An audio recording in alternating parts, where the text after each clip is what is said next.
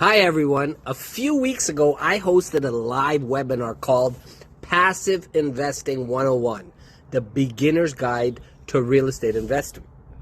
The goal was simple: help people understand how passive investing works without the hype, jargon, or complexity that often surrounds the industry. During the webinar, I covered what passive investing actually means. Yes, it does exist. How real estate syndications work, the key terms every investor should understand, common mistakes beginners make, and the first practical steps to get started. Whether you're completely new to passive investing or just looking to sharpen your understanding, this webinar will provide a solid foundation. Since many people reached out asking for the replay after missing the live event, I've decided to be nice and make a full recording available here on our YouTube channel, Walk of Wealth. I hope you find it valuable. If you have any questions after watching, leave a comment below or send me a message. The messenger link is in the description below. You can literally message me directly. And if there are other investing topics you'd like for me to cover in the future videos, please let me know. This is a collaborative approach. I hope you enjoy the presentation. I'm Dr. Johnny Withanacci, founder of the Walk of Wealth. Disclaimer, this presentation is for educational purposes only. This is not investment, legal, or tax advice, not an offer to buy or sell securities. All investments involve risk. Past performance does not guarantee future results. Always perform your own due diligence. Consult your professional advisors before investing. Who am I? Well, I am an endodontist that transitioned from part-time to full-time to part-time. I started practicing way back in 2008. I built a multi-million dollar commercial real estate, mostly commercial real estate portfolio by 2016, so 8 years later, as an active real estate investor. I was also a full-time endodontist at the time and had a young family, so time was not on my side. I'd had too much going on. And I discovered this world of passive investing, right? So I discovered that active investing was good, but it became increasingly difficult to scale, right? I couldn't add another property. I'm already working 6 days. I'm trying to be present as a husband, father. So I learned about passive investing in real estate, and I realized that you can get all of the benefits and not have to do the actual work. And that was like a light bulb moment for me. I went all in. I started selling all my active real estate and transitioned into passive investing. And it dramatically changed my life. I went from, after 50, I went from full-time to part-time, right? I literally work 3 days a week now. It was an intentional choice. I didn't like working Mondays, stopped taking Mondays. Hey, great. Then I stopped working first I stopped working Fridays, and then recently I stopped working Mondays as well. So that is, and more than money, I don't want to talk about how much money you make and all that. That's not what, for me, investing, it got me freedom. It made optionality for me, right? I can choose to go and work at the schedule I want. I can now, we'll go into this a little bit. So after 15 years of learning through trial and error, right, doing this and investing, and I went active, I didn't have any guidance, I didn't have any mentors. So I wanted to become that. The experience that I had, I wanted to share with dentists because nobody taught me, nobody showed us this stuff in dental school, and you're just supposed to kind of figure it out. So that's why I created Walk of Wealth. Some of you know about it, some of you don't, but Walk of Wealth is a platform that I created that helps dentists, business owners, professionals accelerate their understanding of passive investing. Alternate assets. These are called alternate assets. All the stuff that we typically told is stock market. So anything other than the stock market is considered an alternate. And financial freedom. And without having to learn it the hard way. Now, since I created Walk of Wealth, I've helped over 150 dentists, over 150 dentists invest in real estate and alternative assets. We've collaboratively invested over $20 million in the last probably about 5 years. I've mentored over 2,000 dentists on passive investing and tax savings. I've spoken on 30 plus stages and probably over 50 podcasts, sharing my personal journey. I live a semi-retired lifestyle. I only spend 3 days a week in the chair office. I love it. And we've invested across $700 million worth of real estate, oil and gas, self-storage, private equity, debt fund, and other investments. So we've invested capital across a large number of assets completely passively. So that's a little bit about me. Hey everyone, Dr. Johnny here. If you're looking for passive income opportunities outside of traditional real estate, our latest offering is now live. The Stratus Income Fund is targeting 16.25% annual cash flow with monthly distributions and a 2-year lockup period. We've completed our due diligence and are excited to bring this opportunity to our community. You can review the webinar recording, investor presentation, and offering materials in the first link below. As always, make sure you understand the risks and determine whether it's appropriate for your own financial situation. Check out the details in the first link. All right. So the trap is like when I was an endodontist, I started making a lot of money fast. I'm from a poor immigrant family, so it was unbelievable. The social mobility, the financial mobility, the vertical mobility I got. Right, I went from not having anything, thinking $100 was was a fortune, to now hanging out with other people that are affluent and getting access to all kinds of things I never even knew existed. So it's great when you're making income and you work harder, save more, but you still end up dependent on that active income. That's what happened to me, right? I started getting this great income, but hey, look, now I can afford a nicer car, I can get a better house, I can afford better clothes, I can go on more vacations, I can, and quickly that active income trap comes, and now all of a sudden you have this great lifestyle, but it's completely dependent on your active labor, right? You have to be working in order to maintain it. And I found that out the hard way because like at the beginning, you're young, you got energy, you got everything going, and it's like, okay, well, you don't think about, hey, look, I need to slow down, or I want to slow down, or voluntarily or not. And then the true financial freedom comes from owning assets, right, that generate income. So that's the key. The income, where you can produce income, this is what gives you optionality. Income outside of your active income. I call active income the one you go to work for. Passive income is income that's coming in whether you're working or not, whether you're sleeping, whether you're eating, whether you're on vacation, whether you're dead. The income comes in, right? If you have certain types of assets. So that's what creates security and options beyond your job. Why so many people stay stuck? Fear of losing money, right? Some people, fear of making mistakes, lack of education, analysis paralysis, overwhelming terminology. And most people only know one type of investing. I alluded to this earlier, right? The traditional investing is stocks, bonds, mutual funds, ETFs, retirement accounts, IRAs, and 401k. And I want to clarify, I'm not saying that there's anything wrong with that. There's absolutely nothing wrong with that. And this may be part of your portfolio, right? IRAs, I'm a strong believer in IRAs, but not the ones that you guys probably normally think of, right? I like self-directed IRAs, qualified 401k plans, different types of things. But these particular ones, these are all invested in the stock market. Every single one of these things is correlated to the market, right? So you're automatically creating exposure there. Many investors eventually look for diversification outside the stock market. Like right now, for example, the stock market is at an all-time high. But how many of you think, and let me know, oh yeah, we don't have a chat because this is a webinar style.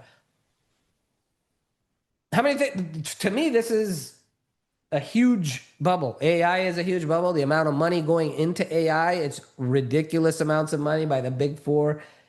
Data centers are going up everywhere, but AI is not productive yet, right? It's not creating revenue. Internet, it was 10 years later, Amazon came along and discovered e-commerce after internet was started. AI is very beginning stages. I don't think we're even at, and it's not productive. So to me, stock market, this is a great time where stock market is at all-time high. Real estate's kind of low. This is actually a great time. This is the bottom floor where real estate is right now. Stock market's at all-time high. It's like, hey, look, now is a great time to diversify and add some real estate when real estate prices are down. I'm not talking about single family homes. I'm talking about commercial real estate, income real estate. We're going to get into that. And the other thing you don't get from, we're going to go into this, cash flow, tax efficiency, right? These are other things we start to look for. We realize how much money we're paying in taxes, right? So now let's compare stocks versus real estate. Now there are some advantages in stock market versus real estate. Stock market, highly liquid, right? You can easily buy and sell your shares. You can get cash when you need it. And that gives you a certain level of security. A lot of people, that's their liquid money is, hey, look, in emergency, I can pull out of the stock market, right? It's accessible to almost anybody. Anyone can open their phone, get an E-Trade or Robinhood or some type of platform, and with as little as $100, you can start buying stocks. So low barriers to entry. That's the other thing. It's only $100, $1,000, right? A lot of people can invest in the stock market. It's also simple to automate investing. Hey, every paycheck, I want you to take $500. I want to take $1,000, $2,000 and put it directly into the stock market. Okay, so those are some great advantages of stocks. The limitations, highly volatile, right? It can, when you're taking that money out, hopefully it's not at a downtime because now you're taking away from your principal, right? Virtually no tax advantages. Little to no cash flow. Maybe with dividend stocks, very small percentage. And those are not tax advantage dollars. They're highly taxed active income. Fully tied to the stock market performance. There's no leverage. Leverage means being able to put debt. I know we think about debt and colloquially, for the general public, debt is bad. But certain types of debt, or wealthy people use debt as which is leverage to make a lot more money. So debt is a tool if used correctly. It's a very powerful tool. There is no leverage in traditional stock market investing, whereas in real estate there is, right? Not backed by tangible assets. It's paper stock. It's a blip on a screen. So that's the stock market. It's not even a real asset. It's not tangible. It's not hard. It's not something you can hold or live in or put in your pocket or wear around your neck, right? Like gold. So this is where real estate fills the gap. And this is why it plays a very important part, I think, in anybody's portfolio, everybody's portfolio. I'm not poo-pooing on stocks. And like I said, stocks does have a place in certain people's portfolios. I personally don't, but I know a lot of people that do, and I understand why. Now, real estate, I'm heavily into real estate. I've been a real estate guy from the time I graduated. And real estate's potential advantages, cash flow. This is the biggest thing, right? Is buying and investing in things that produce income, cash flow. Investing in real estate, investing in businesses, right? Oil and gas, things that produce income. And assets, right? Things that can potentially gain value. Significant tax advantages. The cash flows from real estate versus cash flows from stocks, completely different buckets. The cash flow from real estate is tax advantage dollars, right? So you can literally be making tax-free at the time, when you're getting that cash flow. Is tax-free or tax-deferred is the more accurate way to say it. Whereas over here, you're getting heavily taxed at ordinary income rate. Us as doctors, we already have high incomes and we get taxed heavily. So just plugging into tax advantages, imagine working hard, paying heavily taxes, and then getting what's left. That's what we're doing now. right? With our active income. With real estate income, it's tax advantaged. You're not working for it. You're putting it in your pocket, right? Very different. Significant tax advantage is leverage, right? You have ability to take loans. This amplifies returns. Remember we said in the stock market, there is no leverage, right? With real estate, there's tremendous opportunity for leverage. It's backed by a tangible, real physical asset, especially in times now where inflation is going to become more and more significant as we move along. The tariffs, all of these pro-inflationary things, the deficit that we're running at, for the first time ever, United States will pay $1 trillion in debt, sir, in just interest payment this year. $1 trillion of interest, right? All of that stuff is going to lead to massive inflation. Real estate is an inflation hedge. It's historically proven as a tremendous hedge against inflation. Because you know why? Real estate, unlike stocks, equities, get hammered during bouts of stages when there's times of inflation. We haven't seen inflation in our lifetime. Most of the people on this call are too young to have even seen the inflation. The last time there was major inflation in America was in the 1970s, right? And then Paul Volcker in 1980 raised interest rates to 20% to slow down inflation, right? 20%. Imagine going and getting a mortgage at 20%. Car loans were 24% back in 1980, 81. We're headed for that same situation. And real estate has been historically proven during times of inflation to go up in value. Why? Because one of the major components of inflation is housing, right? The cost of living. So as inflation goes up, rent goes up, right? Landlords charge more. Hey, it costs me more to renovate these units. It costs me more to hire. The labor costs more. All of the lumber and the bricks and all of that stuff, tariffs, everything is causing that prices of all of that stuff to go up. So the only way that I can afford to do this is I got to charge higher rents. Right? So now this is just talking about residential, obviously. This is multifamily, like an apartment building. This is sort of what you're doing, right? Your income goes up from these properties because you're charging more rent. As rent goes up, so now if you have 300 unit apartment building and 300 people are paying you an extra $200 a month, right? So now you can do the math. The value of real estate is based on the income it produces. Right, so it's a multiple of a thing called cap rate. So whatever the income is, it's like in dentistry, we look at selling is multiples of EBITDA. Right, when you're selling your practice, you're looking at your profit, and then times a certain number is what people are willing to pay you, and that's the same thing with real estate. So the higher the income, the more it's worth, and inflation drives income, income drives value, value drives wealth. Right, so inflation actually makes real estate investors rich.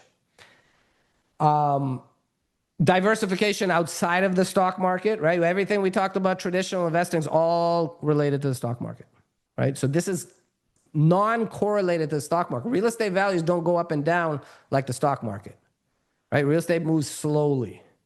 It's like a barge, right? A barge versus stocks is like a speedboat, can go in and out, zig and zag. Real estate moves very slowly.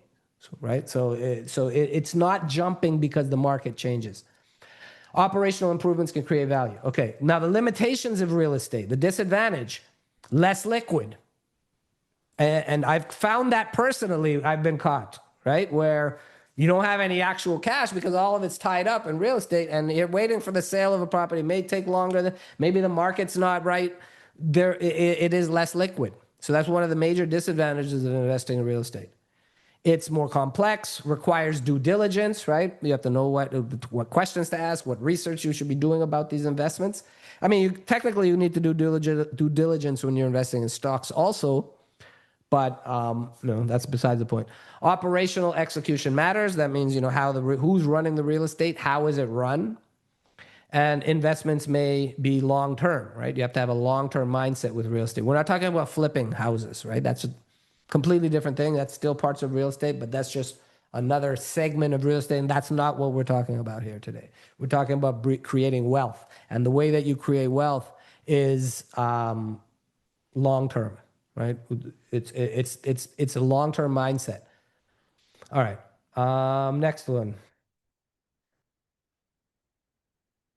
All right. So what is passive investing exactly? Passive investing versus active investing. Now, I mentioned at the beginning of this thing, at the outset of this thing, that I was an active investor, right? At the beginning. That's how I started. Active investing means that you're finding the property, you're getting the loan on the property, you're doing the due diligence, financial due diligence, physical due diligence, you're checking out the HVAC and doing everything that you do as an investor, right? You have to raise the capital, you have to manage the property, manage constructions, asset management. So you're doing everything, right? So that is active investing. Now, passive investing is where you invest the capital. Now, you have direct ownership in these assets, right? Maybe a small percentage of a huge 354 unit apartment building, but that means that small percentage of ownership that you have, that means you are privy to that percentage of cash flows, you're privy to that percentage of profits, right? So that's how you can invest in very large, high quality assets, and not be the one that's actually doing the work, right? So when you invest the capital, you're partnering, you're deferring to third-party expertise, right? So you're deferring to professionals to actually operate the property, right? And this allows us to extricate ourselves from the day-to-day, which means, hey, we don't have to manage tenants. We don't ever have to talk. I've managed many tenants when I was an active investor. Since I went to passive investing, I've never spoke to a tenant. I've never had to fix a toilet. I've never had to go out for termite damage. And I don't have to spend my time, right? The 4 T's: tenants, time, termites, and toilets. So I don't have to do any of those things. You don't have to operate the property. Instead, as a passive investor, you participate as an investor. So you're bringing capital, and that capital is buying you a right to have a small piece of that business, that building, whatever it is. And like I said, deferring to third-party expertise for actual execution of the business plan, right? So they're the ones that are going to find the property. They're going to get the financing on the property. They're going to do everything that you've got to do to operate that property, and eventually exit and provide profits to the investors and themselves, right? And cash flows, the cash flows that come out of that, also investors get their chunk of it. All right, so that's sort of a passive. Any questions as we move along? Please type in the chat. All right, next slide. So in active investing, we kind of did this already. Active investing, you're finding the deals yourselves, you're managing the operations, right? Handling tenant problems, high time commitment, right? So this is the key word, is time. Oh, shoot. Time. Everything that I do is optimized for time. This is going to take me away from the time. If anything any venture or things that I do, if it's going to take my time, I'm not interested, right? Unless it's something I'm passionate about, it's something that I'm doing that I believe is my purpose or something like that, then yes. But if it's not moving me towards that, then no. Time is more important than anything else, right? This is more valuable than all the money in the world, is time. So this is why this passive investing, it buys you back time. This is the most precious commodity. This cannot be replaced, and you don't know how much you have left, right? So passive investing, you invest alongside operators, others that are going to be doing that job for you. And a lot of times, these type of operators are guys that do this full time, right? For example, we've done a deal with a group called Ashcroft Capital. Ashcroft Capital owns and manages 14,000 apartment units, right? Absolute experts. They have $2.7 billion of multifamily real estate. They focus only on multifamily real estate in the Sun Belt, and they don't do anything else. They have over 300 full-time employees, right? and they've been doing this for 15 plus years. This is who we invest alongside. And I guarantee you they can do it better than anyone, even of all the people on this webinar were to join forces. We still couldn't run it as good as them. Right? So this is what you are deferring to. So you actually lower risk by investing alongside capable institutional sponsors, operators. That way, and why you do that is limit your day-to-day involvement. You're not involved with the day-to-day decisions. And quite frankly, you don't want to be. I don't want to be. I want them to go worry about that. So that means it's a low time commitment. Once you've chosen the investment, that's where the work comes in, is finding the opportunity, vetting it, making sure it's a good opportunity. But once you've put your money and invested on that deal, now your hands off. Right? There is no time commitment. Only getting your K1 statement every year that you will get from them, and then you pass over to your accountant. That's it, done. All right.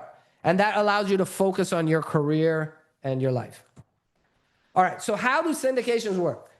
Now, what is a syndication? Does anybody know what syndication is? Syndication is essentially pooling money from multiple people or investors to buy a larger asset that they could not individually buy themselves, could not afford. Right? So it's basically pooling capital and buying it, like the apartment building we were talking about, 354 unit building we invested in Class A property in Orlando, Florida. 354 units. The purchase price was $97 million, and the capital required, so we got a loan, capital required was $28 million, and then the rest was a loan from the bank as debt, so $28 million was equity, right? So that 28 million, there's very few people that can write a check for the full 28 million. So instead, you might have 200 people that come together and invest capital. Some are large investors. Sometimes you get family offices that'll take a $10 million chunk, or an institution, pension fund or something. And then you get another 10 million bucks that's raised by, large investors. And then you're going to get another whole bunch of small investors that invest $50,000, $100,000, and you add them all up, and you get the 28 million. So syndication is pooling of capital resources to come together and buy a large asset, usually commercial real estate. Now, what does the sponsor do? They're the ones that are finding the deal. They raise the capital. They manage a business plan. Investors provide capital. Then the sponsor operates the deal, right? They raise the capital, they manage the deal. They buy the investment property, they execute the business plan, and then the profits and distributions are shared with investors. So investors put the money in, these guys do what they do, they run the deal, and all profits and distributions, investors get their percentage, and that's how investors get paid off a syndication. Right? So you're essentially partnering with the sponsor because you go as an LP, a limited partner. They are the GP or general partner, and you're literally on the same entity. So you are directly investing in real estate. This is not a REIT. A REIT is not direct real estate investing. This is direct real estate investing. All right. So let's go to the next one. Now, quickly, what is a fund? Now, I'm a fund manager now, which means that I manage funds. And I'm a 3C1 fund manager, which is basically for certain types of offerings. And a fund is essentially a bucket, right? Think of a bucket. And the bucket is, hey, look, we pool the money into this bucket.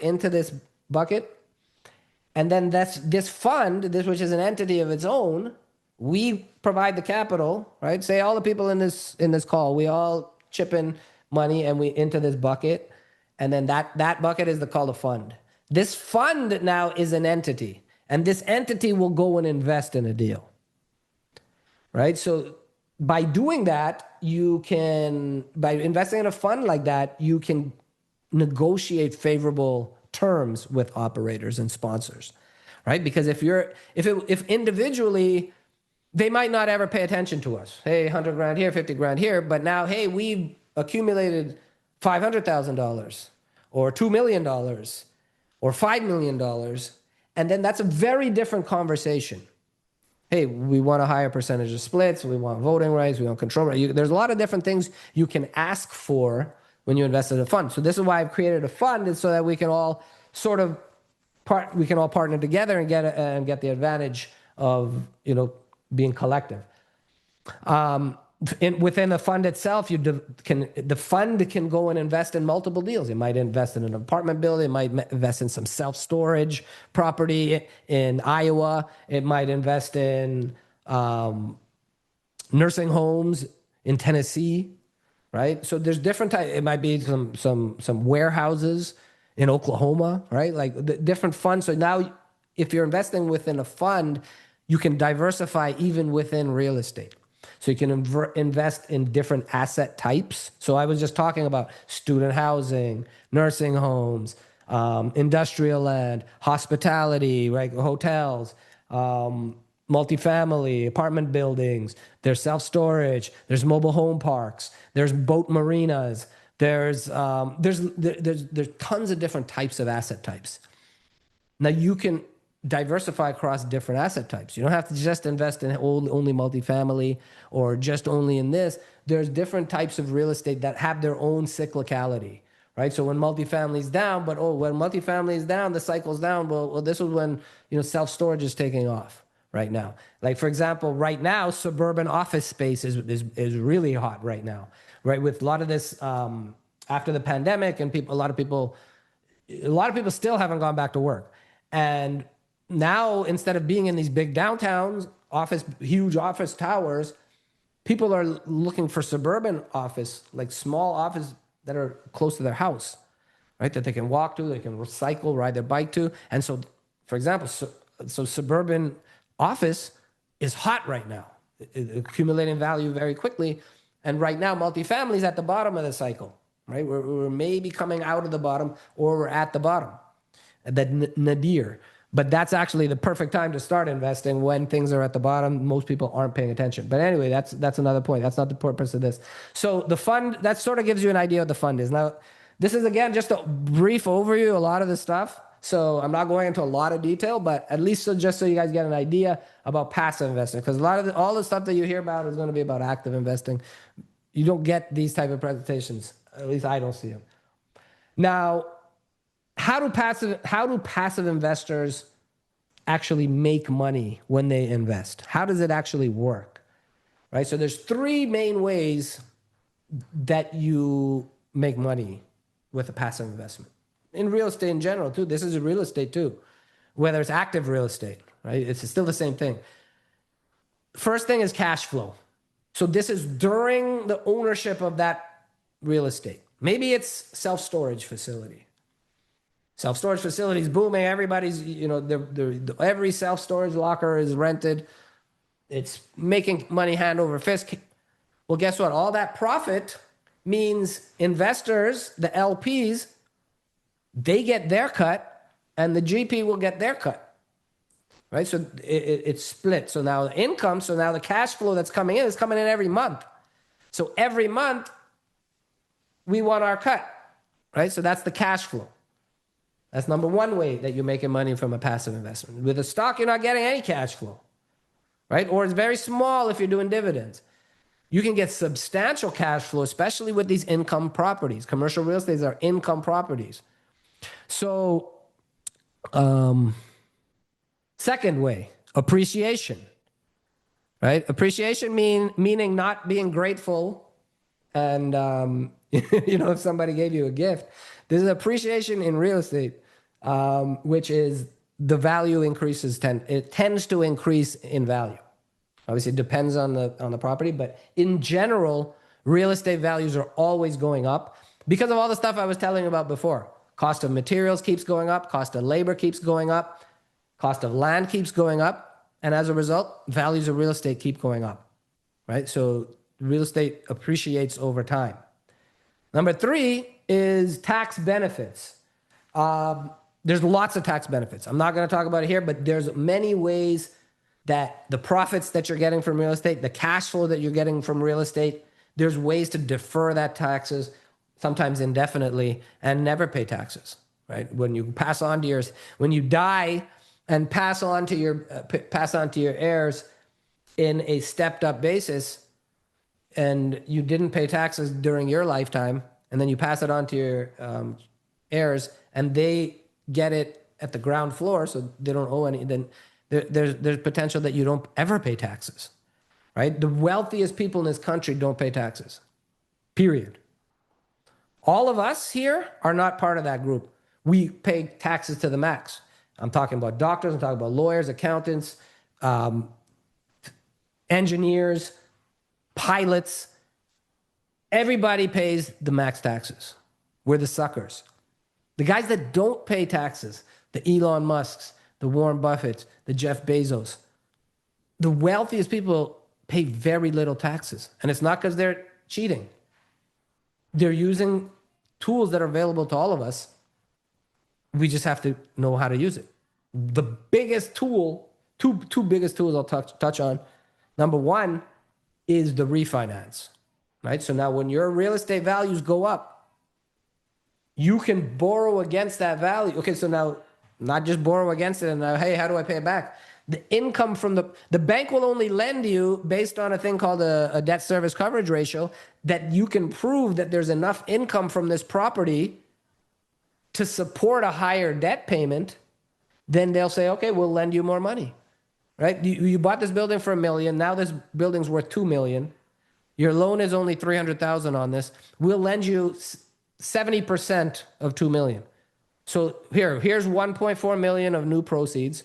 We pay off our original loan of whatever I said was $500,000 left. So you take 1.4 of new debt, pay off your first loan of $500,000, and you take $900,000 out of that property completely tax-free, right? Because that's a loan. So really wealthy people, they just live off of assets. Like Elon Musk, you can't charge him income tax because he doesn't have an income. He doesn't have a job. When he just took out $500 million because he's borrowed against his Tesla stock, right? So you take assets and you borrow against it. And when you're borrowing money and you let somebody else pay it back, so that apartment building, hey, we took out $900,000 out of this apartment building, tax-free, and now the tenants are going to pay that back for me with their monthly payments. And so you take the money, and then the rents are enough that it's going to cover it. So that's one, refinancing. The second one is called 1031 exchange, right? So when your property makes money, if you're rolling the profits into another type of into another investment, then you don't got to pay the capital gains taxes. You can defer it. So if you say that building is $2 million, you sell it, you make $1 million on it, then you would have to pay capital gains on that $1 million. But no, if you invest that total amount into another investment, then you don't pay that capital gains tax. That's 25% is capital gains, approximately, depending on what state. Might be 22, might be 23. But 25% of $1 million, $250K. You got to write a check for $250K to the IRS, or you reinvest it and you don't pay that tax. And now that $250K that you would have just went into the black hole of the IRS, instead it's earning for you in another investment, right? So 1031 exchange is probably one of the most powerful tools, and you can do that indefinitely. So now you buy a $2 million, that $2 million, you buy a $4 million building, you run it for a while, you make some profit, you make some money, you sell it for 6.5, and then instead of paying taxes, you roll it again into the next deal. And if you roll it 4 or 5 times, now you're compounding wealth. These are the games really wealthy people play, right? And real estate is a game that you can do that with. Can't do that in stocks. Key terms, cash flow. Now, what is cash flow? Okay, you guys know what cash flow is. Cash flow is the income. We talked about it from the property. You got to pay the gross rent, right? You have people paying you rent, the income. Then you have expenses of operating that property, right? You got staff, you have building costs, you have utilities, you have snow removal, you have maintenance, you have lawn care, you have pool, whatever, all the stuff that costs to operate a property. So you got to pay all your expenses, And then what's left over, you got to pay debt service, whatever your mortgage, or if there's debt on the property. And then whatever's left over, the remaining cash flow is now distributed to investors, right? Distributed to whoever owns property in the deal. So let's go through a real life example. Now, say there's a property, an apartment community, and it produces $100,000 of rent. Let's just say it's $1,000 a month rent. Haha, real funny. Where can you find anywhere for $1,000 a month rent? But say it was $1,000 a month rent and it's a 100-unit property. Now it's bringing in $100,000 of monthly income. The expenses of this property, mortgage, taxes, insurance, repairs, management, costs about 50 grand. So the remaining profit for the month, remaining cash flow is $50,000. Oh, so yeah, okay. So remaining profit. So this is 50 grand from that 100-unit apartment building per month of profit. Now, then that profit is split. The nature of that split is called a waterfall, and that is determined at the beginning of the deal, right? So this is already spelled out. We already know it's predetermined. This is what every dollar is going to be gone. So this is a typical split. So if investors put up the money for the deal and the operators put up the sweat equity, they're the ones who's doing the work, then hey, for your sweat equity, we're going to pay you 30% of profit, right? So they're going to earn 30% of profit, and that's called a promote. And this is their incentive to do this deal. They also are required, at least when we invest, to be investors in the deal as well. So they have to put up some of their own cash. We require 5 to 10% of the capital required. We require the operator. If you want us to, like our fund, to invest in the deal, that's one of our requirements, is that they have to have skin in the game. They have to have money in the game. So, but they're going to get a 30% promote for their incentive. So that 50 grand is split. 35,000 will go to investors, and 15,000 will go to the sponsor. Everybody follow so far? If there's questions, stop me. Next, so now say that remember we said it's 100. Oh no. Okay. So say that you own 10% equity. Say you put up 10% as an investment into this property. Maybe it was $100,000. It's probably more than that. But this is just for illustrative purposes. So 10% means that you are entitled to 10% of this pool of money that's went for investors. So that means 10% of 35,000 is 3,500. So this is what the investor that owns 10% of the equity. If you own 1% of the equity, then you would get $350 a month, right? If you own 5%, you would get half of that, $1,750, right? So the amount of the proportionate amount of the cash flow that you're getting, it depends on the amount that you've invested. The more you invested, obviously the higher the share of the profits that you get. Real estate distributions are not guaranteed and may vary based on property performance. Okay, key terms. Now I'm going to go over a couple of key terms that you need to understand. Equity. Maybe some of you guys already know this. Some of you don't. But equity, and I talked about it a little bit earlier, is the actual ownership value in an asset. So remember I said, okay, well, hey, we bought that $97 million building. 27 million or 28 million of capital equity. That's the capital that we had to invest. And then I think $63 million loan from a bank. It was some type of lender. So the property, as it appreciates, now say that $97 million property that we invested in. Over time, it's going to appreciate in value. The rents are going to go up, income goes up, value goes up. Right? So so when it appreciates, it goes from, say it's worth 97 million today, in 5 years from now it's worth 113 million. So it's appreciated $16 million, right? From 97 to 113 or whatever I said. That is increased equity. You already have equity in the money that you put into the deal, 28 million, plus the value that it's gone up. So as the property value appreciates, your equity is also going up. Does that make sense? Right? So your equity increases with value. What else happens as time goes on? You're making your mortgage payments, you're getting appreciation, so that's building your equity, but you're also paying down the debt. I mean, unless it's an interest-only loan, then you're not. But if it's an amortized loan, then you're making some contribution to the principal balance. So that $67 million debt is slowly getting whittled away. So after 5 years, it might only be 62 million or something. Right? So it went from 66 to 62 million. So now you have reduced debt, and that also increases your equity. Right? So you take away that $4 million of debt, that increases your equity by 4 million, by the same amount.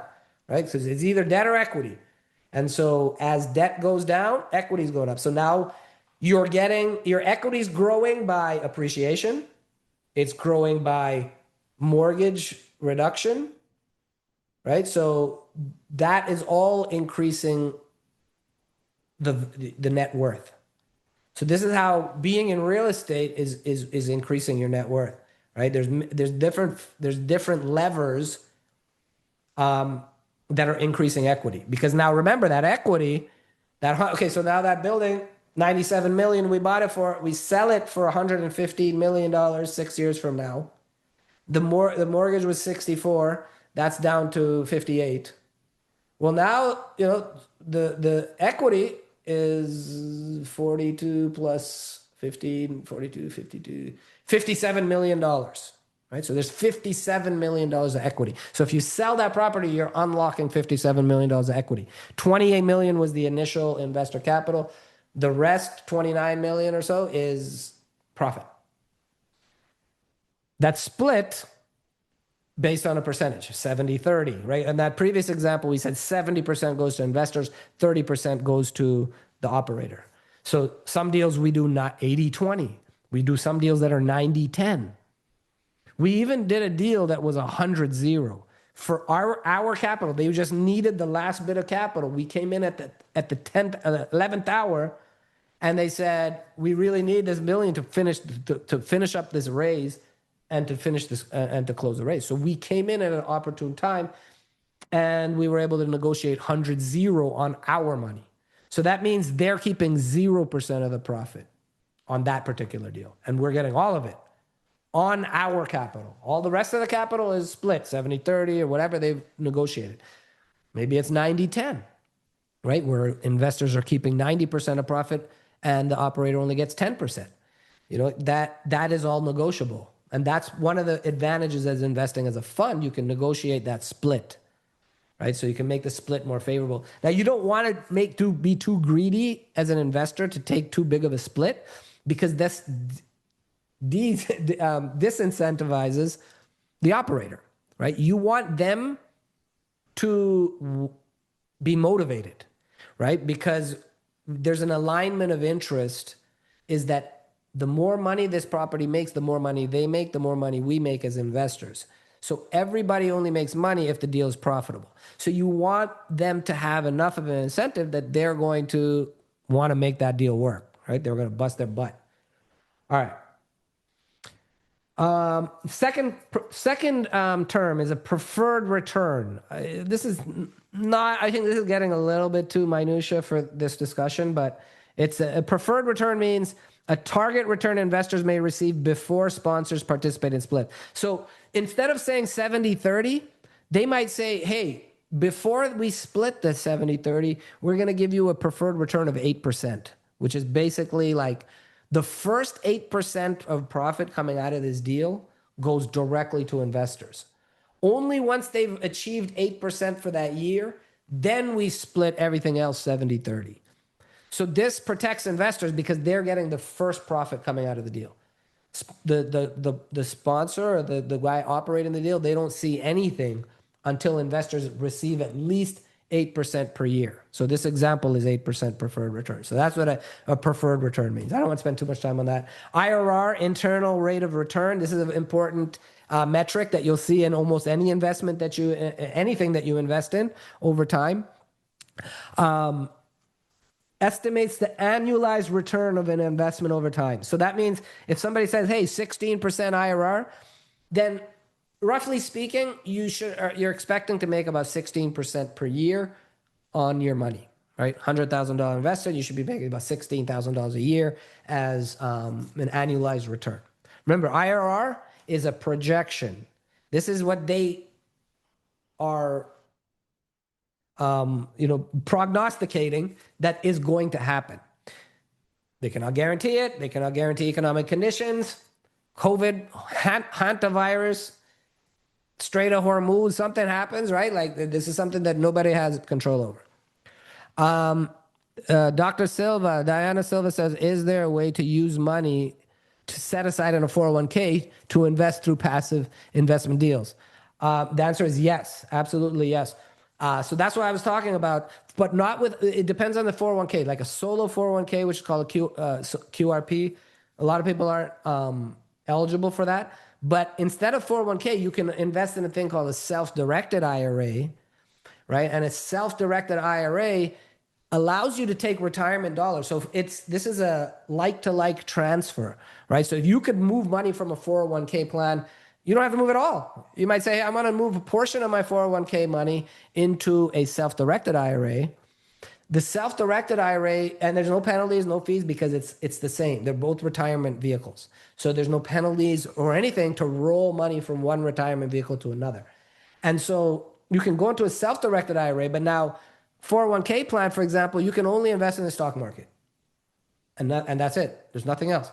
But if you have a self-directed IRA, and remember, this is your own retirement money. This is your money. And they're telling you, hey, yeah, you can invest in anything you want as long as it's in the stock market, right? As long as it's in what we tell you that you can invest. And that's all you can do. But when you're in a self-directed IRA, it means that you are self-directed with the money. So you could still invest in the stock market if you wish, but you can also invest in these type of real estate. You can invest in a syndication, just like we talked about. You can also invest in Bitcoin. You can invest in cryptocurrency. This is with your own retirement money. I bought Bitcoin. I'm not a huge Bitcoin holder, but I have some Bitcoin. And I bought that with my retirement money, right? So the gains are tax deferred. I can literally sell the Bitcoin at a profit, take the profit, and put it right back in, and the profit goes right back into my self-directed IRA where I can invest again. And then I've invested in passive, multiple passive real estate deals with my retirement money. And the cash flow from those properties goes right back into your retirement account, which you can, accumulate and go and invest in something else. And the cash flow starts getting substantial, starts flowing back in. And remember, it's all tax deferred dollars. Now, you can't take that cash flow and spend it, right? But this is paying your future self. This is in a retirement account, and you're not paying taxes on that, at least not upfront, right? Because you're deferring the taxes in a self-directed IRA. Same thing with a 401k. You're going to pay taxes on coming out. There's other tax strategies called like a mega backdoor Roth IRA, where you can convert from a regular IRA to a Roth IRA, and once you're in that Roth IRA, all returns are tax free forever. So very powerful strategy, and you want to make as many investments as you can from something like a self-directed IRA, Dr. Silva, right? Because it's a great bucket to make investments in, because you can defer the taxes. When you defer the taxes, you can compound your growth. It makes a difference of triple over a course of 15 years. You make triple the amount of money if you can defer taxes along the way over 4 or 5 cycles. It's literally triple. I actually have a slide on that, not today, but on a different presentation that I did. All right. Last term I want to talk about is equity multiple. This is one you'll always see on returns on stuff. Diana, who sets this up? An accountant? How to make this setup? Yeah, there's companies, IRA companies. In our mastermind group, we have an IRA group.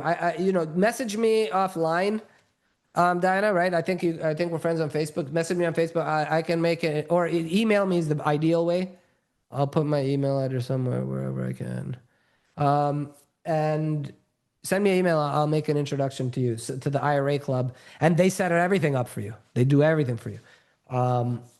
And yeah.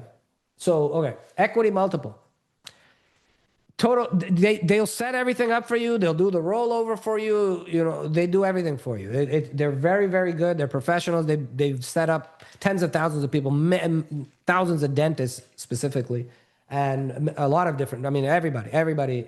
So they've been around for a long time, reputable. The president of the IRA club, he spoke at my events. So yeah, they're a reputable group. They're a group. So I can definitely put you on there. Equity multiple, total money return divided by money invested. So basically, if equity multiple is how many times your money you're going to get on the deal. So if they say, hey, this is a 2x equity multiple, we're estimating a 2x equity multiple, that means they're expecting that you should double your money, right? So if somebody says, hey, 5x, we're going to get 5x on your money, man. That means, hey, invest 100 grand, you're going to get $500,000, right? So there's that. So that's simply what equity multiple is. Hey, they might say, hey, equity multiple 1.8. Everybody here knows how to do that. 1.8 times 100,000 is 180,000. That means total return of 180,000. $100,000 was your initial invested capital with $80,000 of profit, right? So that's basically what it means. It means your total return, including the cash that you invested. So that's basically what an equity multiple is. If you hear that, it's just a fancy finance term. All of you guys are smart enough. All this stuff is jargon, by the way. Just like you know what an MOD amalgam is, or, I don't know. What is an MOD? Ryan, or, the non-dentist, what is an MOD? What is it? Mesio-occlusal distal, right? That's just jargon. It's not a genius to know that. Those are just sides of the tooth, surfaces of the tooth. We just name it. Right. So that same thing with this stuff. So don't be intimidated by this stuff. It's just a matter of it's not rocket science. None of this stuff is rocket science. I promise you, learning Krebs cycle or, that is much more complex. Learning the angiotensinogen and renin system, the hormone systems are much, much more complex than this. I promise you. And you guys all have done that, right? Okay. Now, every investment has risk. All these types of investment incur risk. Anytime you invest money, you incur significant risk up to and including loss of capital. Period. I'm not going to sugarcoat it, right? But this is of any investment. This is all investing. Incurs risk. So a good investor understands potential risk, and these are some of the risks. This is what causes risk, right? Market downturns. This is uncontrollable. Poor operators, right? We talk about deferring to third-party expertise, letting a professional handle it. Well, what if that group sucks at operating property, right? Okay, the deal might not do so great. Financing issues. One of the biggest problems in real estate is most deals fall into trouble is due to debt. Right? Not having the correct debt structure in place. Obviously, illiquidity, especially in downturns. Hey, during pandemic, nobody's buying and selling real estate. People stopped selling completely. Imagine you had to exit. Can't sell. Right? So that is there. And then you have execution risk, right? So actually executing the business plan, making sure that it goes the way that you expect, right? So you have that risk. All right. Due diligence. Holy smokes. How can we read that? We're not even going to try to read this. All right. So now due diligence. I'm going to sum this up real quickly here. This part. Due diligence is how do you figure out whether this investment holds water. There's varying degrees of due diligence that you can do. As a fund manager, where I'm taking steward of other people's capital, we go all in with this part, right? We have our underwriter, I have a third-party underwriter, I have a chief investment officer that all he does is he's a spreadsheet nerd, right? And he knows his spreadsheet, challenging assumptions, doing research, market research, etc. And the areas of due diligence, I'm just going to cover the topic. There's 5 main areas of any investment. And number one is, these are not in any particular order. The number one most important thing, actually, I'll tell you right now, is this one: sponsor, operator due diligence. It's more important than all the other things. 50% of your investment as a passive investor depends on this thing. And that's who. Who is going to run this deal? Right? It's who, not how. Who is the most important thing? It's who, not what. It's who. So being able to do proper due diligence on that sponsor, on that operator, right? So some of the things that we look at, we're looking at their track record, and we're looking at pertinent track record. Hey, I've been in real estate for 17 years, but for 15 years I flipped houses, or 16 years I flipped houses, and I've been doing multifamily real estate for 1 year. Well, yeah, hey, you got a lot of experience, and we're not trying to downplay your experience, but it's not necessarily relevant to running a multifamily property, right? In fact, it's very different. So relevant relevant experience, track record. How many properties have you bought and sold like this? Right? We say, how many deals have you taken full cycle? Is this your first time doing it? Hey, good luck to you, right? Like I don't do any deals with somebody doing something for the first time. And I know everybody got to start somewhere. You just got to start with somebody else's money. I want somebody that's done it over and over and over again successfully. I want to speak to investors that have invested in your deals, right? I want to look at your marketing materials and what you promised them as returns, and what did investors actually get, right? Is it close? Is it off? We want to know your underwriting assumptions. When you're prognosticating, hey, that there's going to be a 2.2x equity multiple. Now you guys know what that means, right? If you're going to get 2.2x on your money, that means you have to make some assumptions into the future. Hey, we're going to get X amount of rent growth. Our income is going to grow by this much. We know expenses are going to grow about this much. And based on that, you're telling us how much profit there's going to be, right? So we want to challenge those assumptions, right? We're looking at occupancy, property condition, cash flow potential, business plan feasibility. I'm talking about sponsors. So now the other thing, background checks. We do FBI level background check. We do the top, most expensive background check.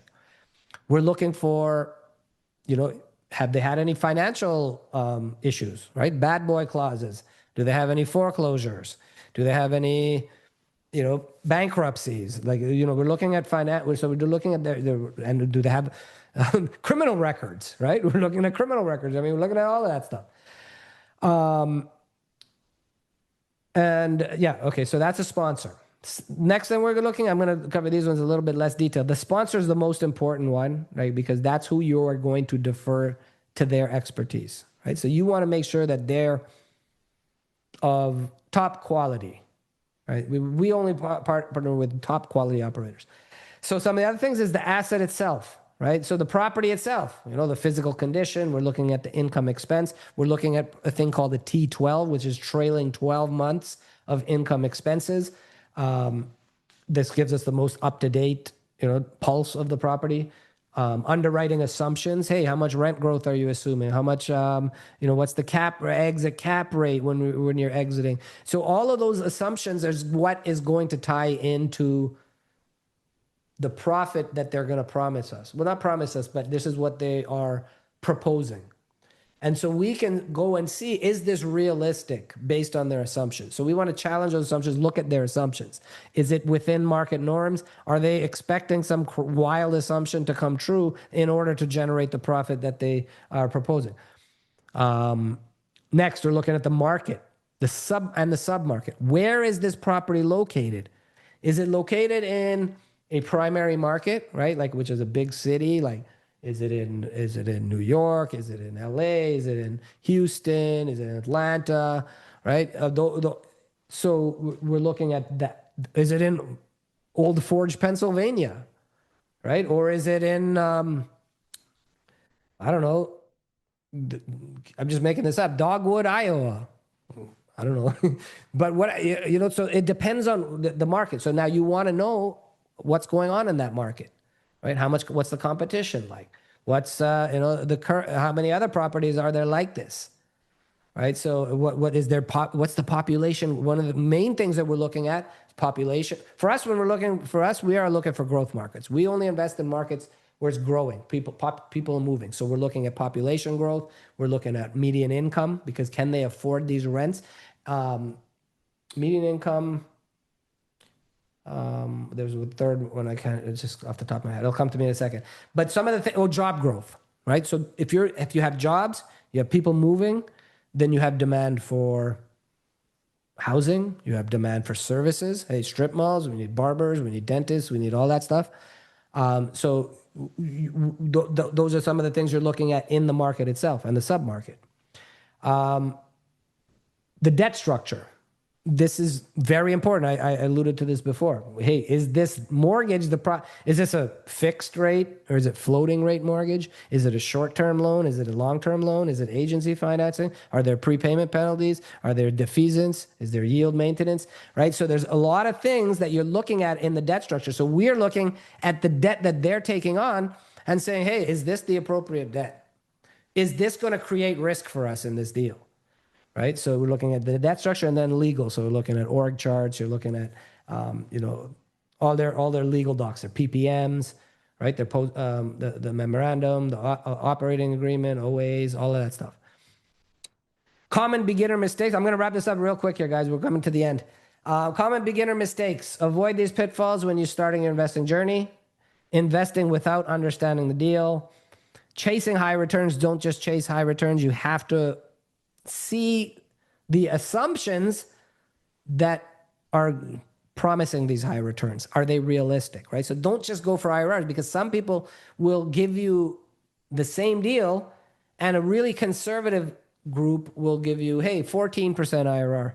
Another group might take that exact same deal, but they're very aggressive with their assumptions. They're hoping that rents go up a lot and et cetera. And they give you they promise you a 19% IRR on the very same deal.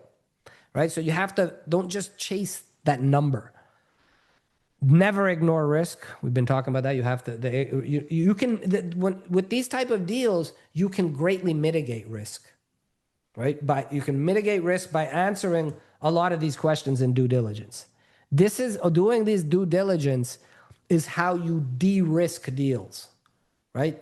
Yeah, you can't remove risk completely, but you can greatly reduce it by partnering with the right operators, by investing in the right markets, by investing in the right asset classes, doing the right due diligence, making sure the debt is right. If you're doing everything that you can, right, to mitigate risk. You can never eliminate, but you can mitigate. So don't ever ignore risk. This is how you lose money. Failing to diversify and investing emotionally. Right? Investing should not be emotional. Investing should be, there's always an emotional component no matter what anybody says. But being as objective as possible. When we come to a diagnosis, right? When we're seeing patients, we're making our judgments based on the evidence. Right? What's the evidence presented? So here it's the same thing. We're looking at numbers. We want to try to disengage from emotion and really look at the fundamentals of the investment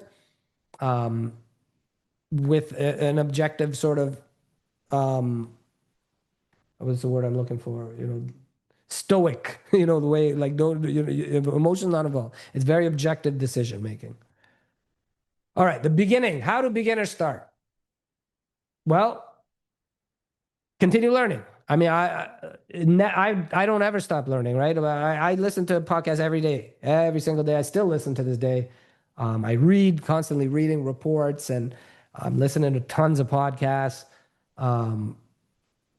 If you keep kind of immersing yourself and learning about this stuff, it becomes, you start to understand it better. The jargon is understandable.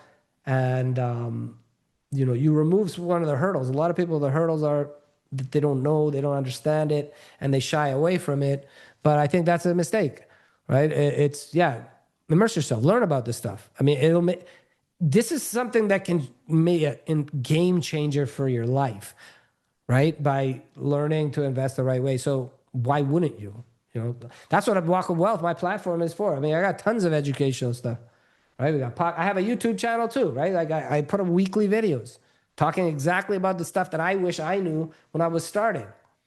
And I'm hoping that, and I know that people watch it and they get tremendous value because people tell me, right? So you can always check out. I have my YouTube channel is called Walk of Wealth, by the way. Walk, WALK of Wealth. Check it out and ask questions, right? I have a Facebook. Most of you are in my Facebook group, Passive Investing for Dentists.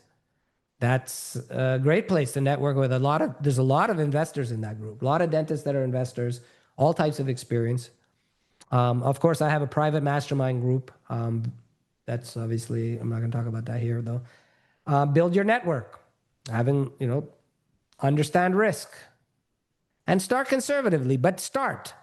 Don't sit on the sidelines forever because the years will go by. Because remember, the way it's not timing of the market, it's time in the market is how you make money, right? Because the money that's in the system for longer and compounding, even if it's a small amount, it grows, right? And especially if you have time on your side.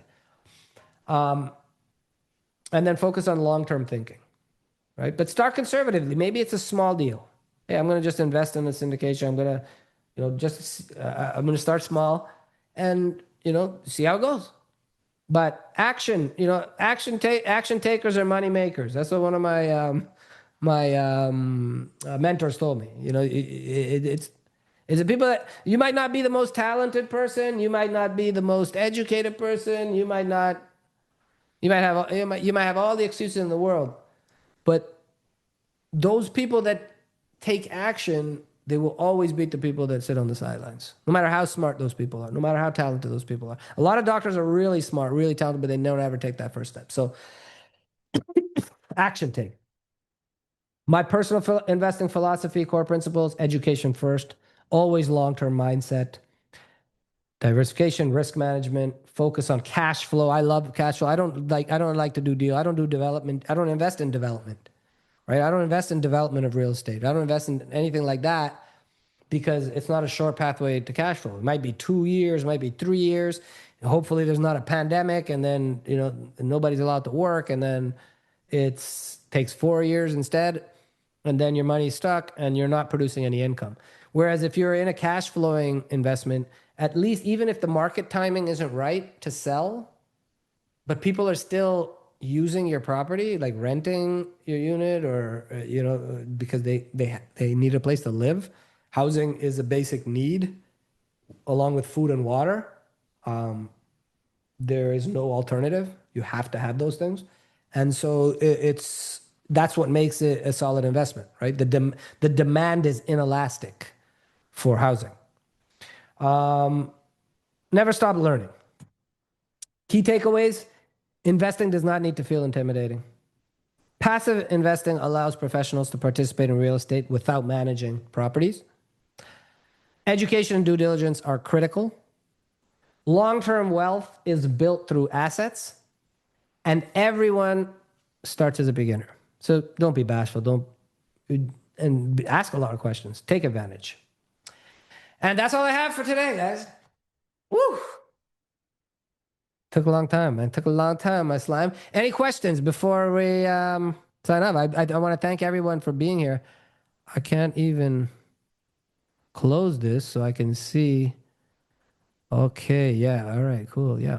All right, guys. So that's it. I thank everyone for being here. If you have any questions, any feedback, feel free to reach out to me anytime. I'm here to help. I really get tremendous joy and fulfillment by helping others to do this. And so yeah, please feel free. And then thanks. Shout out to everybody that came and hung out with us tonight. All right. Thanks a lot, everyone. Hope you got a ton of value. Good night.